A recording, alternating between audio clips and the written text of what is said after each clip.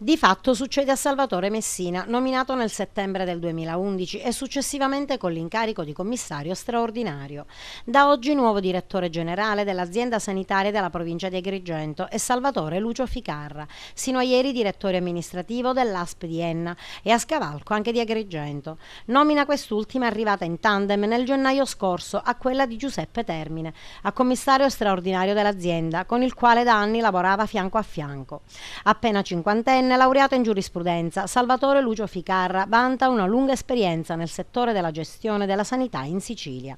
È stato anche al vertice delle aziende sanitarie di Caltanissetta ed Enna. Ha iniziato la sua carriera nel 1990 quale collaboratore amministrativo della disciolta ASL 17 di Gela, passando poi all'azienda di Caltanissetta, dove ha ricoperto diversi e importanti incarichi, tra cui quello di dirigente della struttura affari economico-finanziari. Nel suo curriculum anche una serie di pubblicazioni. Troverà una realtà difficile da gestire, con tante ombre e poche luci, su tutti i casi degli ospedali di Canicattì e Ribera a rischio chiusura.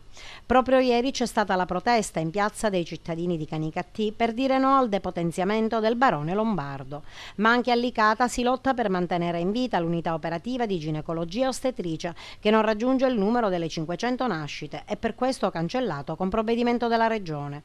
Ma sono tante le altre emergenze della sanità sulle quali il nuovo manager dovrà accendere i riflettori. E tra queste alcune note positive. Ficarra troverà al suo insediamento, come anche segnale di benvenuto, due nuove apparecchiature all'ospedale San Giovanni di Dio di Agrigento, la risonanza magnetica e la seconda TAC. Questioni che, come si sa, sono costate la poltrona al suo predecessore Salvatore Messina, rimosso da Crocetta e da Borsellino a seguito delle polemiche legate alla rottura della